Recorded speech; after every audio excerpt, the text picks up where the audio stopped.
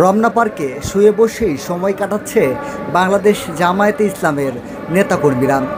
আপনারা জানেন যে আজ বাংলাদেশ জামায়াতে ইসলামের জাতীয় সমাবেশ ঐতিহাসিক সোহরাওয়ার্দী উদ্যানে আজ অনুষ্ঠিত হয়েছে জাতীয় সমাবেশ। এই সমাবেশ উপলক্ষে দেশের বিভিন্ন প্রান্ত থেকে নেতাকর্মীরা সকাল থেকে আসা শুরু করে। লক্ষ লক্ষ নেতাকর্মীদের উপস্থিতিতে একেবারে জনসমুদ্রে পরিণত হয়েছে বাংলাদেশ জামায়াত ইসলামের এই সমাবেশ।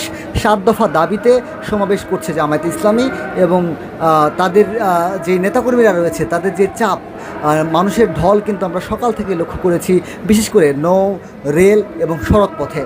আমরা দেখেছি নৌপথে, লঞ্চে করে, রেলপথে কিন্তু রিজার্ভ রেল থেকে এবং সড়ক পথে কিন্তু তারা এসেছে এবং সকাল থেকেই সমাবেশস্থলে জড়ো হয়েছে।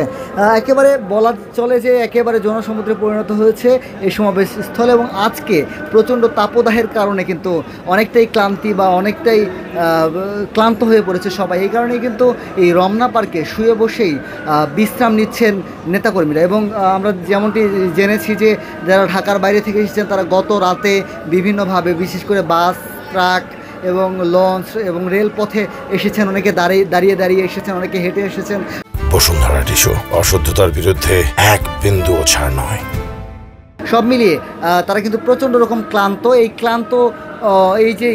ক্লান্ত তারা এই কারণেই কিন্তু বসে রেস্ট নিচ্ছেন। এবং এই আশেপাশের এলাকায় কিন্তু সাউন্ড সিস্টেম এবং ডিজিটাল ডিসপ্লের ব্যবস্থা করা হয়েছে, যার মাধ্যমে তারা সমাবেশের বক্তব্য শুনতে পাচ্ছেন এবং দেখতে পাচ্ছেন এবং এখানে আরামায়েশ করতে পারছেন। এবং আমরা যেমনটি জেনেছি যে প্রত্যেকেই কিন্তু তার নিজ নিজ খরচে এই সমাবেশে এসেছে এবং সমাবেশ থেকে কিন্তু যে খাবার, সমাবেশের যে প্রয়োজনীয় জিনিসপত্র, খাবার, পানি সব কিছু কিন্তু নিজের খরচেই করছে, এমনটি কিন্তু আমরা জানতে পেরেছি। এতক্ষণ পর্যন্ত ধারণা করা হচ্ছে 40 লাখের বেশি মানুষ কিন্তু এই সমাবেশে যুক্ত হয়েছে এবং আরও যুক্ত হওয়ার সম্ভাবনা রয়েছে।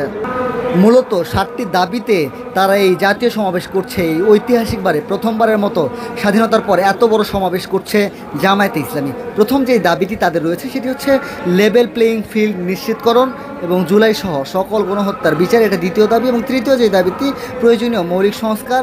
চতুর্থ যেই দাবি সেটি হচ্ছে জুলাই সনদ এবং ঘোষণাপত্র বাস্তবায়ন।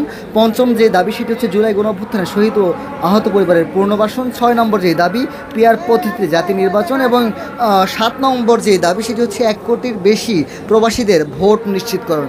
এই দাবিতে জাতীয় সমাবেশ করছে বাংলাদেশ জামায়াতে ইসলামী।